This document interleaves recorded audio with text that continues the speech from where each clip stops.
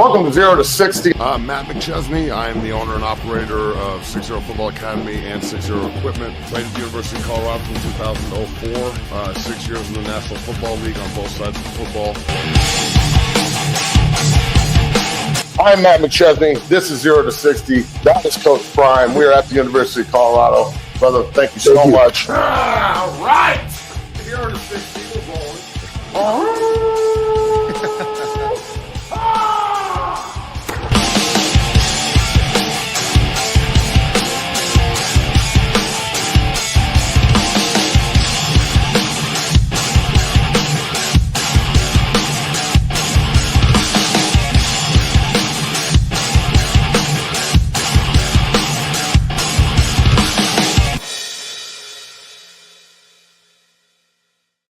Happy Monday. Welcome to 0 to 60 on the Believe Network. You can find us on Spotify, on YouTube, all over social media, at 6-0 Academy, at 0 to 60 on the X Machine. Bailey's on the ones and the twos. We have a lot to talk about today. Former teammate of mine and multi-year veteran quarterback JT O'Sullivan is going to be on the show today. JT runs at the quarterback school on Twitter, and it does a great job with video breakdowns and a guy that's been everywhere and done everything at that position. I'm very eager to hear what he has to say about Shedeur and some of the other quarterbacks in this draft. Last week, he was pretty vocal that he's kind of concerned about Shedeur. This morning's conversation with Coach JB, obviously he's concerned about everybody that plays quarterback except himself. And yeah, there's a whole lot of people talking a whole lot of shit, and I would like to hear some different opinions. So that's what we're going to talk about today, on top of some other shit. So hold on to your ass, pay some fucking bills, and get rolling. Let's pay some bills on this fine Monday. This show is brought to you by BetOnline. BetOnline is the world's most trusted betting platform, your number one source for online betting in 2025. Whether you're a seasoned fan or a first-time bettor, BetOnline is your ultimate game day companion. With the largest selection of odds on everything from NBA and college basketball to the NHL and UFC, BetOnline continues to be your number one betting source. From every three-pointer to hat trick, BetOnline is you cover with odds, stats, and more for every game, every play, and every win. BetOnline, the game starts here and we roll. Matt, you come fresh off an appearance of Coach JB's show this morning discussing Shedeur, and I can't wait to have your former teammate JT O'Sullivan on today to break that and give an in-depth breakdown of Shedeur, and he'll tell us the truth about whether Shedeur's draft stock's falling or not. But Matt, I got to ask you right off the bat about one of your own 6-0 Academy products. Deacon Schmidt is down to 8 schools. He's obviously from Windsor, Colorado. Colorado is on the list of his 8 schools, along with Ohio State, Tennessee, and several others. Matt, what do you have to say about Deacon Schmidt and his recruitment? And should Colorado go after this guy? Where should he go? What are your thoughts? I mean, they've offered him already, and they're going after him pretty hard. So, yeah, I think they should go after him. These are his top 8. He's got official visits to Oklahoma, Tennessee, and Nebraska, I think, set up, and I'm sure he'll do 1 or 2 more. I know SC's on his ass really hard. They're talking about money and payment and stuff like that at that point, so people are getting serious. Of course, I'd like for him to go to Colorado. That would be awesome, but I want to get everything straight and clear here with everyone involved. It's not my job to send everybody to Colorado. Yeah. It's not my job to send Deacon to Colorado. It's not my job to send Breck to Colorado. It wasn't my job to send the other freaks that have been in the past to Colorado that didn't go.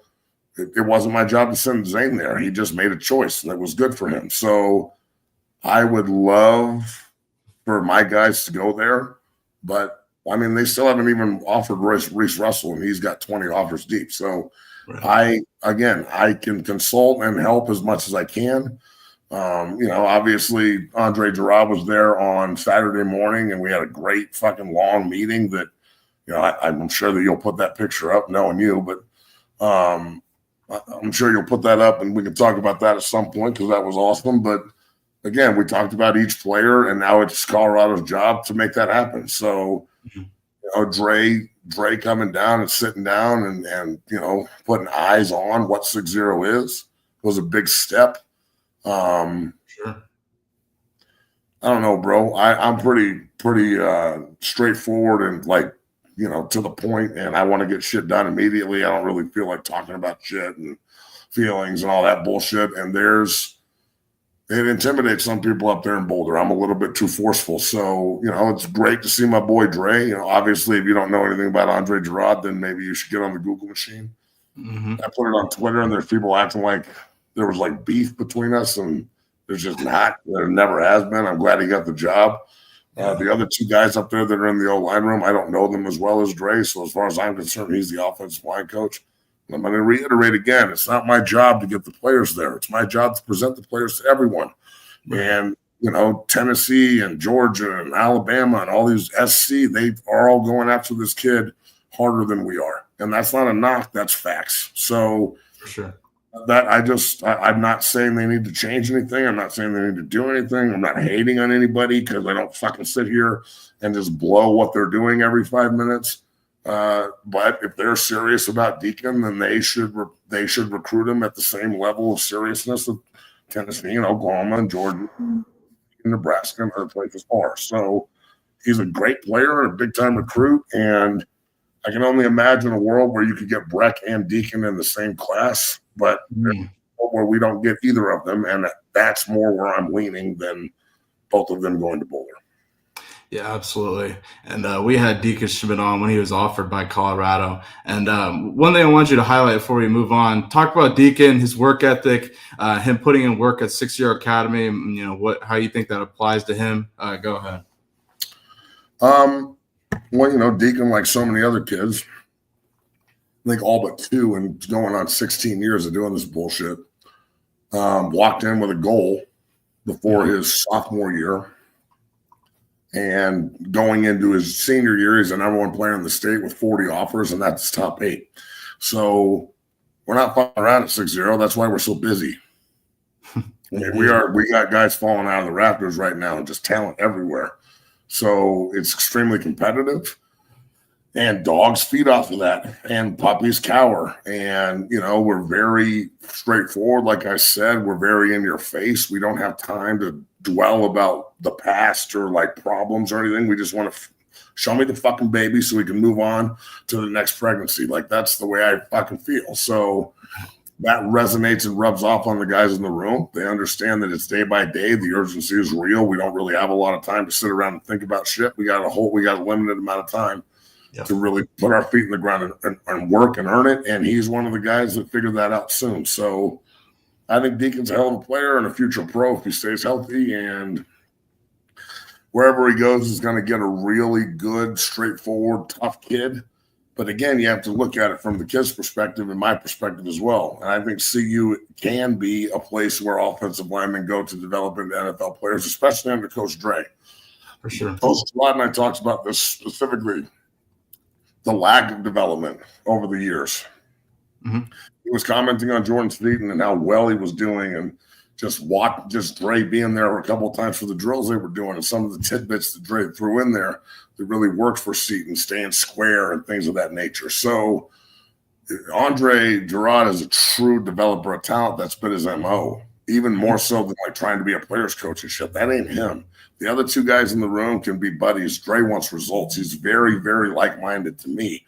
It's one of the reasons why we get along so well. I mean, I know the guy for 30 years almost. He's a great friend. So he's going to demand excellence out of his group, and he's going to develop the shit out of the guys that walk in there because he's done it. We talked about this at length. Like, it's really hard to get guys to buy into dudes who haven't fucking done it. Sure. So if this is another dude on the staff with Falk and Sapp and God and all these other freaks, and now Andre Gerard, I know Coach Hank did it, but not at the level that Dre did. Dre's borderline Hall of Famer. So, it's. I hope that now Dre being back, I know he's not from Colorado, but he damn sure has a lot of Colorado pride and was one of our best players ever. Mm-hmm. We were talking specifically how you can go around the country and get your other pieces, but you've got to get the top 4 or 5 kids in Colorado. That's the way it used to be that helped us be great. And I was sitting there like, yeah, being a kid from Colorado, that's exactly what we have to fucking do. You can't let Breck leave. You can't let Deacon leave. You can't let Reese Russell leave. You can't let guys that are at that caliber leave. Look at the NFL draft right now. Gunnar Helm, tight end prospect draft. Terrence Ferguson's going to get drafted. Those are 2 of the top players of their position, just tight end. They were right down the street. CU didn't get either of them. Mm-hmm. So there's a lot of kids that CU misses on in the past 20 years that now, hopefully, a guy like Drake can come in and help them develop so they don't have to go out of state to look for it. Absolutely. And yeah, that's a great breakdown explanation for sure. All the kids people in the comments and people on Twitter and shit. I know you expect everybody, all the kids, to just love CU the way you did. It's a different era, man. There's nobody grows up loving one school anymore. I wanted to go to one place. That's the only place I wanted to play. It was really easy for me to make a decision. Now you can watch 80 fucking games every Saturday, and there's no down the street regional loyalty, and all the original fucking rivalries are dead. So all us old heads just talk about the past.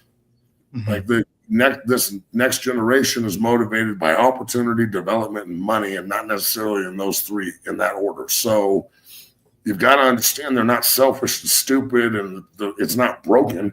It is what it is, and they're acclimating to the fucking standard of today's opportunity, and that's what it is. So they think different, and they're operating differently. I think that they take it more seriously from my generation partied pretty hard and was, drinking, smoking, and not really taking it seriously off the field like we should have. And I think everybody was like that.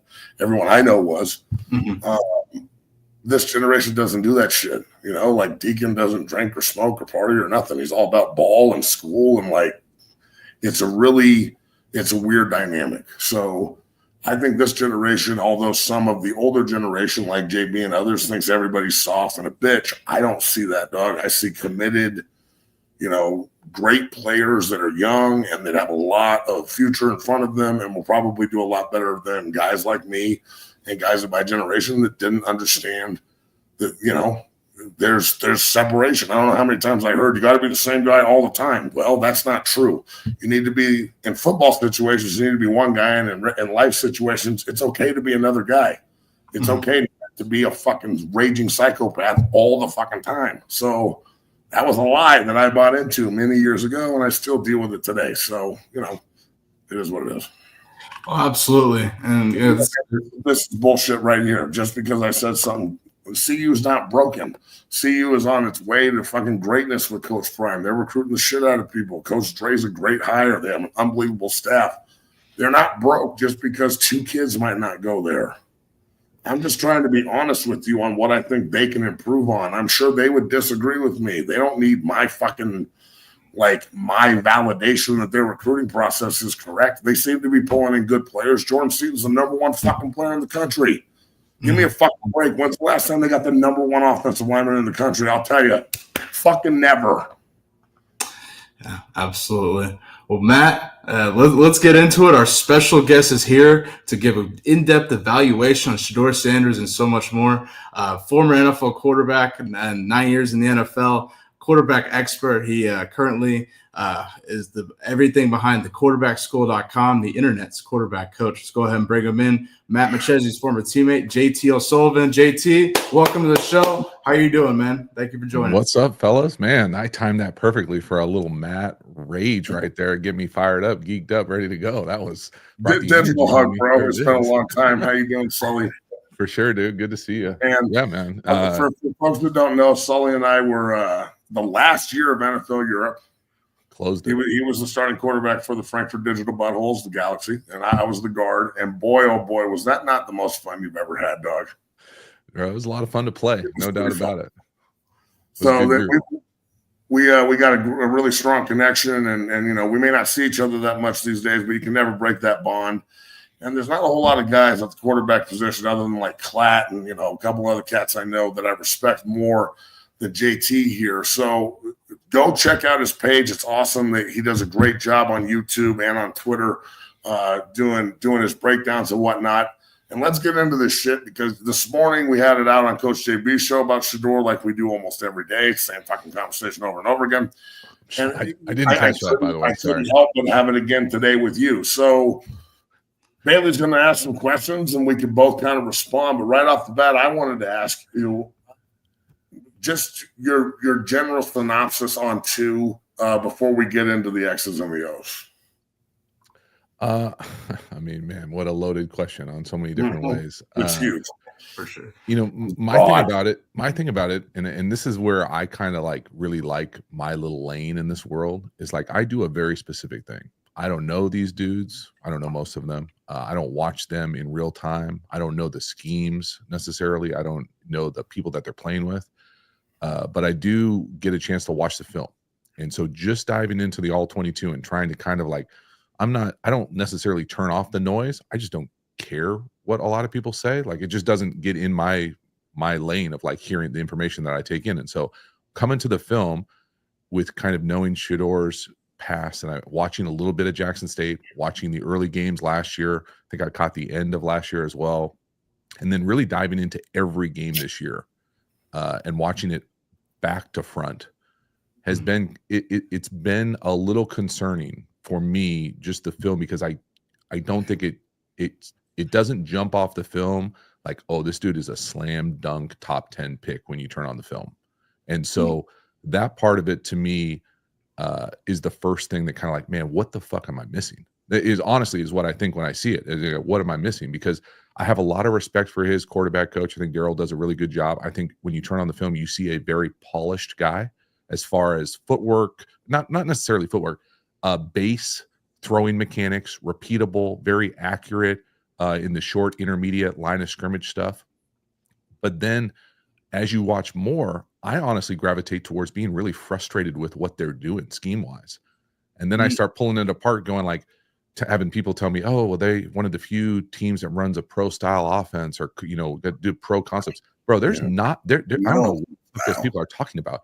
Every edge I see is an open edge, meaning you basically never play with a tight end. The dude 31 in there, bro. 31.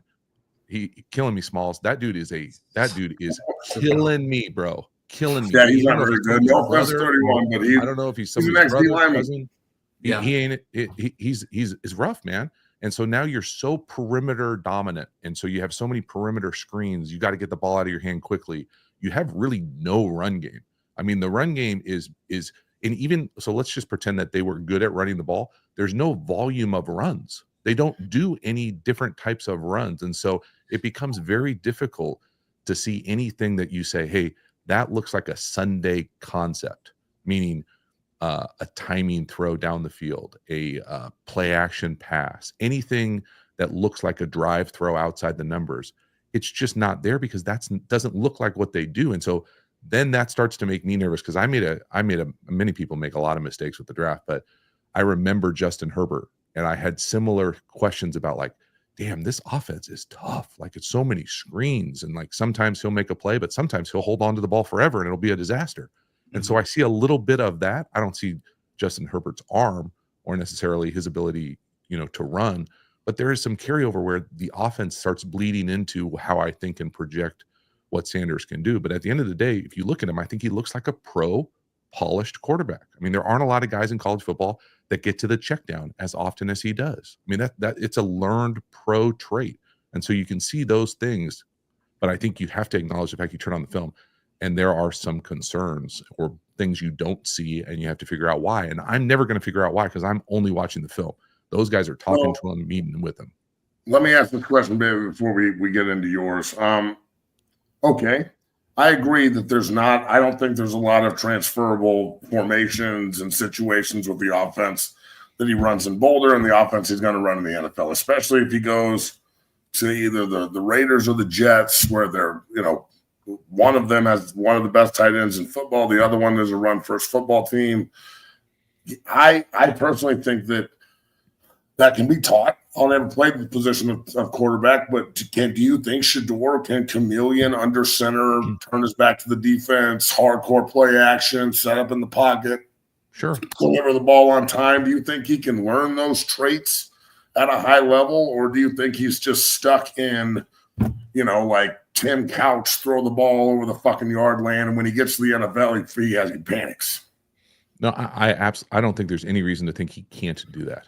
And so that's the part that I think is interesting with when I talk about his mechanics and his base, because that part of it to me looks very polished and practiced at a high level. He's very repeatable.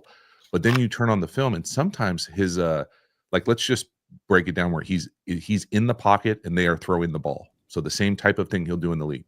Sometimes his pocket movement looks super polished. He's up, he's over, he resets his base, he keeps his base, he's always ready to throw. But the majority of the time, he's retreating and pedaling backwards, and he's drifting a little bit. And so those types of things to me are very coachable. I don't know if he's being coached that in the room. I don't know if he has just the freedom to go fucking recess out there. It's probably all of the above, if I'm being totally honest. But when you get to the league, it's, hey, bro, you have to be at 9.5 yards at this time, and you have 2 hitches to get it out. And I don't think there's any reason to think he can't do that. It's just one of those things, again, when you watch the film, it's not there. So you have to project and say, hey, that looks like it's something that he can do. Where are we willing to take that risk if we don't see it consistently on the film? Bailey? Absolutely. Well, you mentioned kind of your concerns for Shedeur's game. Can you kind of point out some of the positives of his game and the things you like in his game and things that you think could translate from college to the NFL briefly before we discuss his draft stock? Yeah, I mean, I think he's extremely accurate, borderline precise in the line of scrimmage, kind of quick throws. I think of a guy who's similar as like a Bo Nix type of he's throwing handoffs at the line of scrimmage, which is a part of the game nowadays. It's so horizontal. The RPO world, they made him do a lot of RPOs. I think he shows some ability, and this is another kind of tweener world for me, is he can kind of run it. I don't think he's a dual guy by any means, but they do ask him to run it in the red zone. Now, I don't know, I don't think of him as like a Josh Allen type, I'm going to run it, but he can kind of create, he can kind of move forward. He can get a first down with his legs, which will help him. I think he comes across as extremely tough. He stands in there and takes a beating, man. He's getting hit constantly. It's a tidal wave of issues. And so you have to at least acknowledge the toughness. And it's not going to get easier in the league. I mean, you're going to get hit just as much, those types of things. And then I think the thing that would probably get me the most excited to see how he plays is you can tell he plays the position quickly. He really does get through reads. Now, he's really only reading about 5 pass plays because that's all they call, but that's not his fault. He's not calling the plays. I don't think he's calling the plays. But I'll put it this way. If my dad was the head coach, I would want more pass plays, but I would also want to play with the tight end. And I would also want to play action. That's for sure. It's one of those things where if all you have is air raid Y cross, well, then I'm going to get pretty good at throwing the check down. And he's outstanding at doing that. But, to do that every play in the league is going to be something that you want to see, immediately. All right. 2-part question. Number one, how, as a quarterback, what does that do to you mentally when you're getting hit like that over and over and over again? He did it for 2 years. He got better in his second year, even getting sacked 40 times. Do you think that that's mentally tough as shit, or is he just used to it? That's the first part. I mean, it doesn't feel good by any means. It absolutely impacts your game. I don't know how people would say that it wouldn't impact your game. More mentally impacting than physical a lot of the time? Well, I would think it would be hard to pull it apart. The difference is, I don't think he necessarily looks at all gun shy. That would be the thing I would say when I turn on the film. I don't see him just getting back to the top of his drop and chucking it. Now, I do see him getting to the back of his drop and drifting.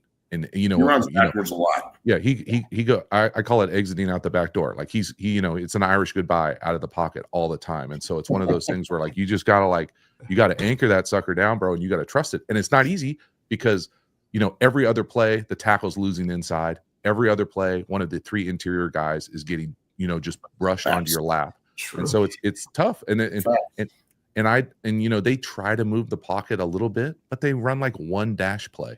And they run an occasional naked, but they don't run it enough that it matters. And so it's just a bizarre, it's a tough thing, but it absolutely impacts you. And I think if you were to say, hey, give me a snapshot, does he look like he can handle the physical element of playing the pocket passer in the league? I don't think there's anything on film that says that he couldn't. I think when you look back at guys, this is not taking a shot. This is just the reality when I think back on other classes. Guys like Trevor Lawrence, when you turned on Trevor Lawrence's film coming out, I think there were questionable pocket toughness things where it would look like he didn't want to hang in there. Things were exit early type of things and it was more like a, take off and protect myself run. Shedeur is bailing, drifting, but he's looking downfield. It's very rarely where it's eyes down, oh shit, I got to go, create chaos. Now, when he goes and when he drifts, he certainly hangs onto the ball. He'll take a weird penalty often, too many times. But those types of things, to me, he looks tough in the pocket, which is a thing I know a lot of those, you know, Matt, like all those old school cats in the league, they want to see fucking stand in there tough, and you got to look down the barrel, and he does that. Oh, so second part here, JT, and we'll dive into this because you brought it up, and we brought it up in the past too. I was, especially at the beginning of this year, Bailey will attest to this, I was huge on them changing up their formations, putting multiple tight ends on the field, running the football, moving the pocket, pro style, like putting him under center every now and then, things that I think he can do. It didn't really happen. They did run the ball more, but it was all out of 10 or 11 personnel, and it was very gang right, scissor left, very predictable stuff that worked at times. I'm not going to say it didn't work at times, but retrospectively, they were still in the hundreds when it came to rushing, and it wasn't very good. What kind of offense would you like to see him in the NFL, bro? Like, I'm assuming he's going to go to the Raiders or the Jets, most likely at 6 or 7. Tom Brady's the owner of the Raiders. You know, Tom Brady loves multiple tight ends and running the football and play action and delivery, and they have a relationship together. Like, is that the ideal situation for a guy like Shedeur to go in and really lean on the run game and become, you know, more, not in a bad way? I thought Tom Brady was the ultimate game manager in the NFL that just also had great talent. Like, do you think he could evolve into that kind of player? Yeah, I mean, I guess I don't think of it like that, but yeah, I mean, just as you alluded to, you did it gently. I'll do it more forcefully. The joke of the formations that offense runs is it's limiting to a quarterback. So it's so static. It's so 2x2 open, 3x1 open.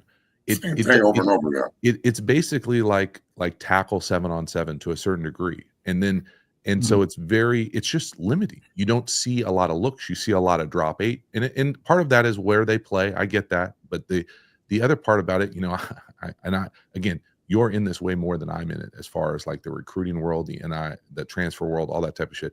You go out there, you know, if I'm buying a set of luggage, if I want to buy a set of Louis luggage, which I would never buy, but let's just hypothetically say that if I did, I would buy a full set, bro. Go get a tight end, homie. Like, those types of things to me were so self-limiting that it's hard to make sense of. And so then you go out there and you go, hey, our best players are our wide receivers and our quarterback. So yeah, we want to run a lot of perimeter screens. Yeah, we want to get in the quick game, but you can only call all hitch so many times. You can only call tunnel screen so many times. And now then when you go back and look at all of it in aggregate, you're like, damn, bro, he threw the ball so often at the line of scrimmage. Is that because that's all he can do? Or is that because that's all they could do? And so you got to make sense of that. Great question. That is the real question is he just that, or can he do both? And Colorado just didn't facilitate that. So in your opinion, the offense in Colorado was extremely limiting, and he still put up great numbers and won 9 games. Is that because he's doing it in college, or is he overcoming a bad system because of greatness, or is it just the situation we're in college football? I think it's probably a little bit of both. I would add, you know, it's hard to watch the film and not have your eyes just go to 12 constantly. You know, like, you know, it's one of those things when you look at where he's at, the ball finds him. I kind of joke when I'm doing the videos that like he's Mr. Mailbox. He throws up his hand like he's open every play, and he is really open like every other play. So it's like it's funny, but like, you know, that part of it, you know, will he have a guy like that he can lean into in a game? But even not, and forgive me because I don't know all these cats' names, but 10 is a really good player, man. I really like 10. Like, he's super slippery, quick, elusive, like an elite college slot guy. 5 is a pretty good player, like that. You know, those types of things where it's like, you know, I don't know if you're going to walk on the field and have that kind of perimeter in the league and an advantage over your opponent very often. And so that felt like every time they went out there, it was like, hell yeah, we're going to throw it because our best players are out there on the perimeter. And so again, it to me, I always come back to the Herbert thing. Like, I was so like, fuck, man, if he could throw it, they would let him throw it in the game. And then that totally blindsided me to what his skill set is, and he can do it. And so, you know, it's one of those things where these teams are going to have to see him do it live, are going to have to talk through it, because he comes across as a very smart football player when you watch his football IQ as far as understanding where the sticks are. There's not a lot asked of him to like throw with great anticipation, but you see a little anticipation outside the numbers. It's one of those things where it's not a limiting factor. He can do it if he's asked to do it more. It's just one of those things where I'm telling you, dog, it's frustrating to watch that offense because I've watched it back to back to back to back to back to back to back the last 2 weeks, and it is just it's so repeatable and so static. It's hard to be a fan of that kind of offense, and I don't know how you would play quarterback in that offense. Well, he did it for 4,000 yards and 37 touchdowns, so something's right. Let me ask you this. Travis Hunter, have you ever seen anything like this kid before, and do you think he can actually go to the NFL? And I don't think he can play 100 plays a game, but he can definitely be the corner and a 30-play package guy on offense, in my opinion. Roll with 12. What do you think about him? Bro, I don't know how he's not the first pick, hands down, doing cartwheels. That's what we've been saying. Like, it's just fucking crazy. I remember, I don't even know what the dude's name is in that movie Draft Day, when they write it down and like you forget about it. Like he's like, it's going to be this guy no matter what. And so I think I did that like in October watching him. I was just like, I've never seen anything like it. He's like a unicorn really on both sides of the ball. I think it's people gravitate towards, because I think it's easier to see him as a corner, but the more you watch him play wide receiver and the separation and the way that he's able to create space and be able to catch the ball, it's one of those things, to your point, like wherever he kind of lands as the full-time guy, he's definitely going to be able to contribute on both sides of the ball at a high level. Man, he's a freak, just an unbelievably good football player. Yeah, he's a unicorn, like you mentioned. And let's get into it. Draft stock, NFL draft. I got to ask you, JT. I think with Shedeur Sanders, when it comes down to it, it's best fit. And there's a lot of talk Shedeur might be maybe falling below pick 6, maybe to Matt's Jets is kind of my prediction. But where do you see Shedeur falling? I think Travis Hunter, like you mentioned, should be the number 1 overall pick. He's a freaking unicorn. But where do you see this all playing out in terms of draft stock and NFL draft? Oh, you guys are going to be so disappointed in me, bro. I don't know. Yeah, I don't play this game.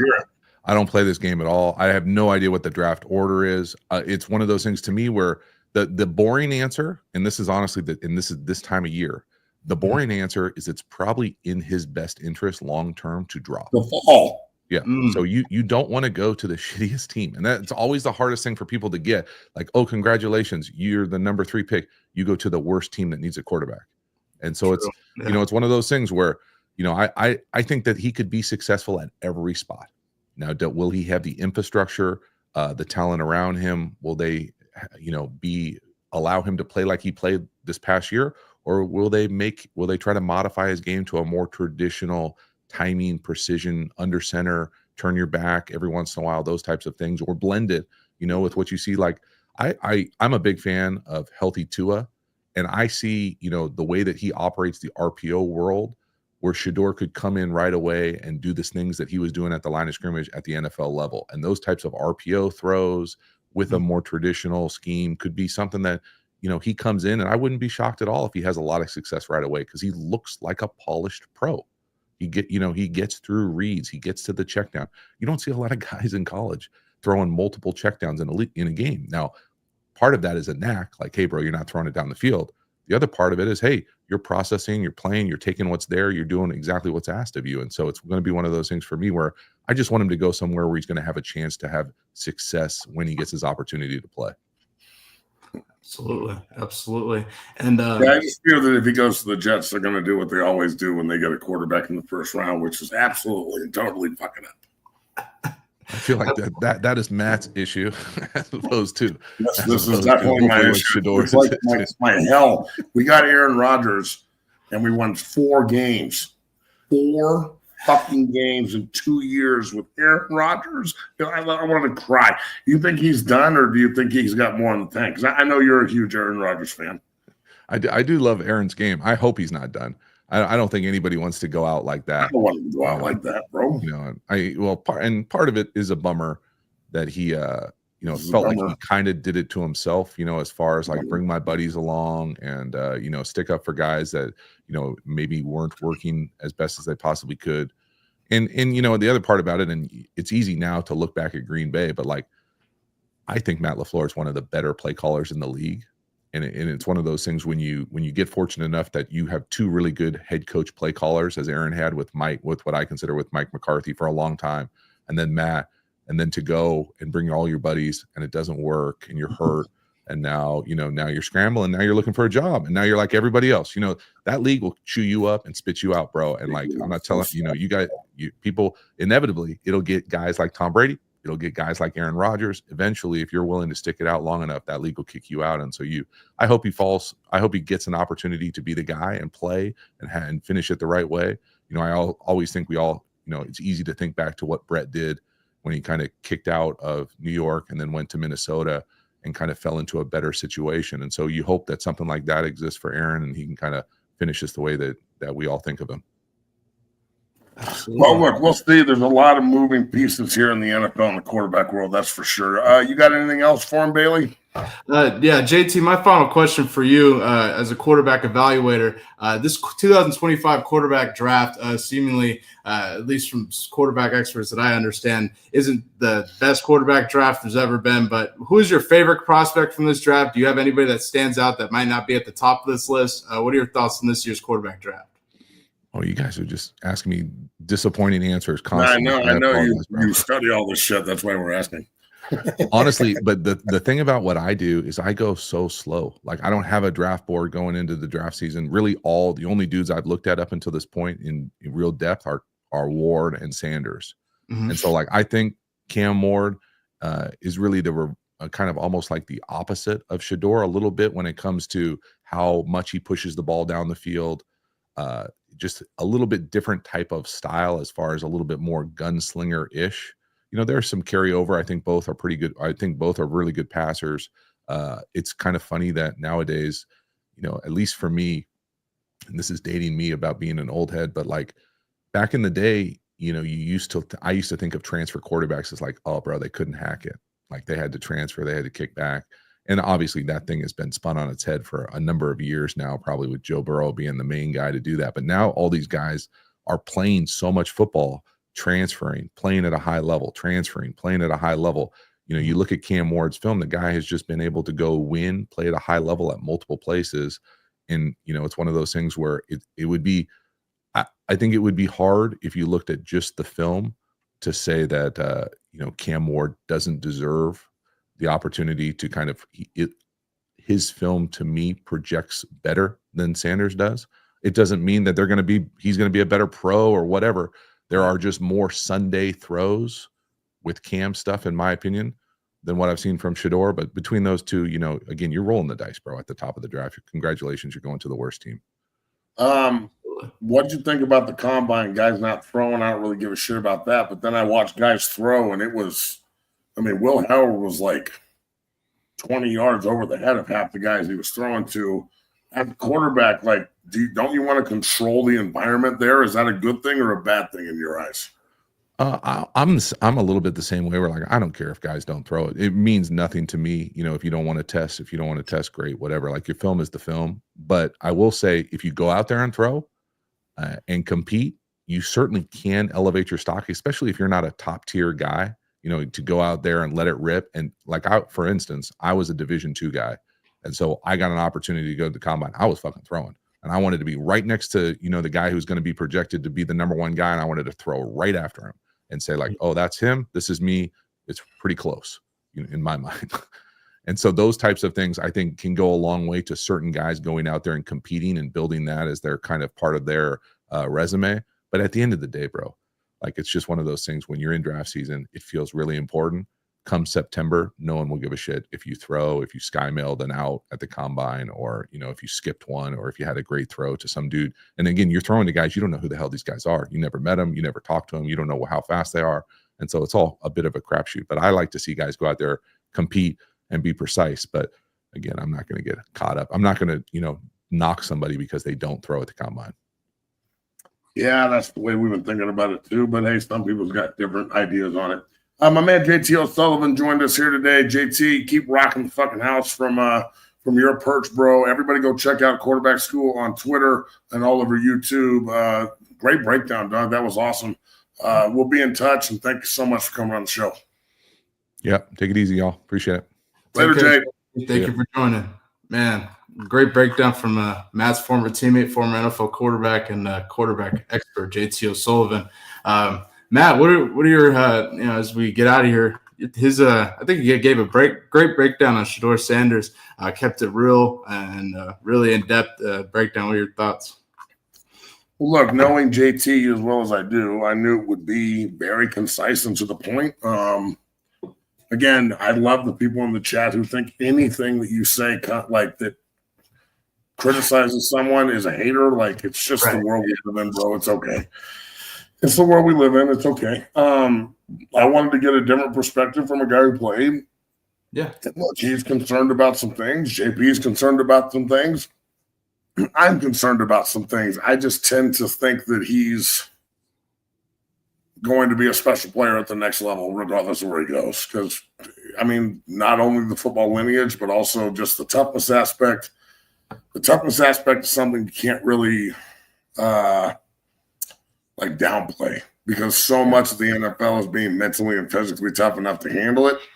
I think he's got some Joe Burrow in him at that point. Like, Joe gets hit and gets pissed off and really wants to embarrass you. I think Shedeur's got some of that in him. So for sure, I didn't say he's got the same arm talent or anything that you fucking morons think I just said. From a mental perspective, I think that they're both pretty tough. So yeah, sure. Man. I mean, I really respect JT's analysis. So good having him on the show, and it's also good to have somebody on the show that doesn't have an agenda. I'm a homer. JB's a hater. There's a lot of people who have a lot of agendas against, prime sexuals have one way of looking at it. CU fans have another way. Right. JT's just, he doesn't give a shit. He's not on either side. He's just evaluating film. Yeah, he's just straight up. He kept it real. I don't understand if the chat has a problem with it. I don't know what he said that there is to have a problem with. That's a joke to me. I think he's very straightforward, in depth, and exactly what you needed in a quarterback breakdown. Matt, before we get out of here, I got to ask you about this list. The hardest teams to be a fan of list. And at number one, your New York Jets are at the top of the list, followed by Cleveland, the Bears, the Raiders, and Giants. I'm sure you have some sort of comment on this list. What do you agree with this?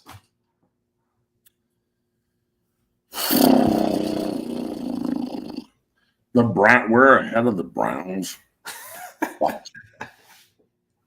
That's how bad shit is. Yeah.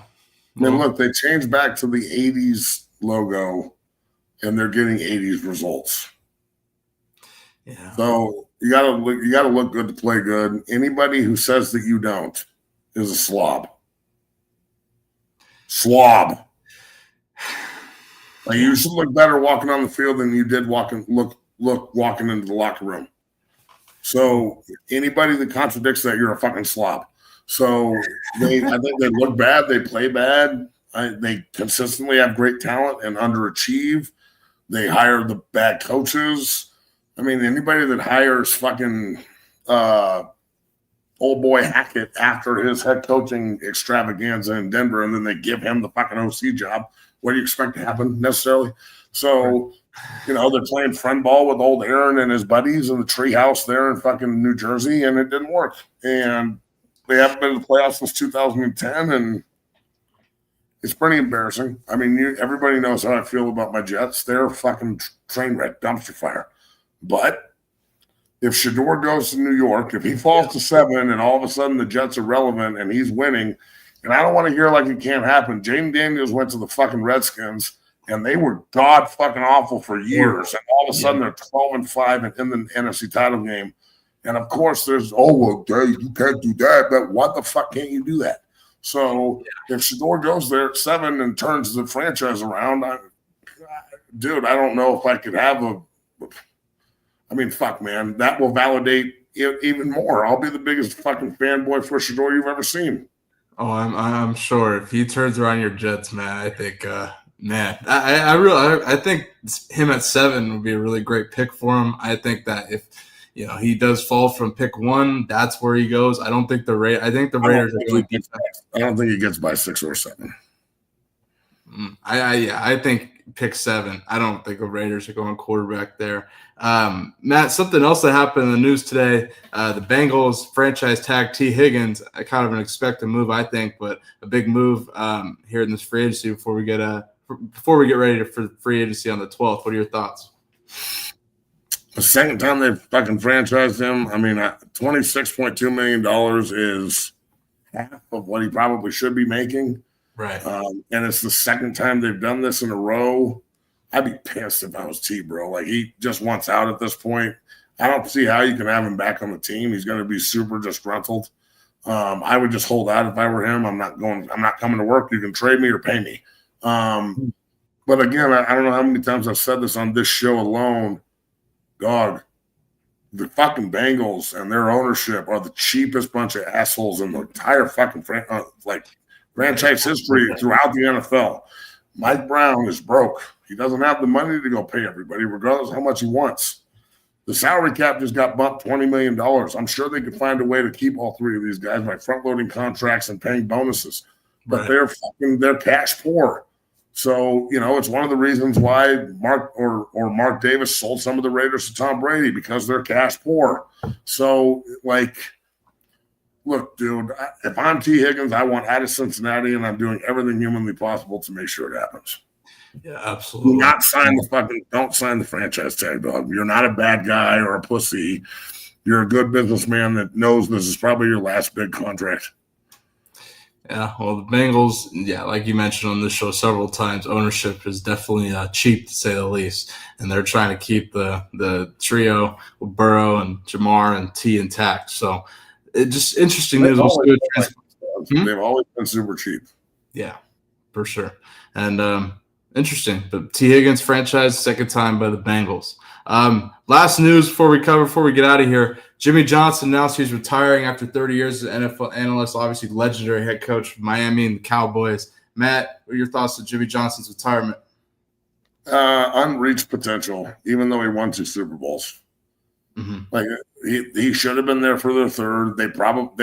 Look, if Jerry Jones doesn't stick his fat fucking nose into this problem or into the situation and create a huge problem and just pays Emmitt Smith and stops being the cheap fuck. Because remember, he was really trying to play hardball with all these guys and cheapness, and Jimmy wanted a contract extension off 2 Super Bowl wins, and he wouldn't give it to him, and blah, blah, blah. They could have three-peated back in the day because they were fucking loaded. Remember, they lost the NFC title game. So I thought Jimmy, just happened to be – they were college teammates and shit. They couldn't figure it out. So I really think Jimmy Johnson should have been the Cowboys head coach for 25-plus years. He should have been retiring from the Cowboys with fucking 6 or 7 Super Bowls under his belt, but Jerry Jones fucked it up. And because of that, Jimmy never reached his potential really as a coach. And yeah, he's a Hall of Famer and a great coach and all that shit. But what if? Just think about what if with Jimmy Johnson and America's team, if he just would have had support rather than fucking constantly, trying to perform surgery. Like, just support him. We don't need to cut everything up every 5 minutes, Jerry. And look, since Jerry fucking, put the hex on himself by getting rid of this guy, Barry Switzer won 2 years later, and then they haven't even been back since 95. So, careful what you wish for, bro. The triplets aren't going to stay there forever, but you could have kept the centerpiece there forever and had stability, and they would have kept winning because Jimmy Johnson makes good football decisions, just like he did when he got there and traded Herschel Walker for 10 picks and built a dynasty. Absolutely. Yeah, that is a great point, though, Matt. And interesting what happened. Jerry Jones and the Cowboys now 25 years later after that. But shout out to Jimmy Johnson and his retirement. Obviously a legend in the game. Terry Bradshaw needs to retire, too. He's old as fuck. He just says shit, dog. They need to get both of those dudes off the broadcast. Yeah. I mean, Jimmy wasn't like that. Terry, I think. Terrible, but Terry's all over the fucking place. Yeah, and Terry just like yell shit. Dumbo! It's so true though. No offense to Terry Bradshaw, but yeah, that's good point, Matt. Well, man, Matt, great show on this fine Monday. We had your former teammate, former NFL quarterback JT O'Sullivan on the show. He gave an in-depth breakdown of Shedeur, talked Travis Hunter, gave his opinion on the quarterback draft and much more. I really enjoyed the show. Any final thoughts before you get out of here, Matt? No. Good show. We'll be back on Wednesday, and have a good day. See you guys on Wednesday. Enjoy the show. Hit the like button, subscribe, become a member. We'll see you on Wednesday. Peace. Later.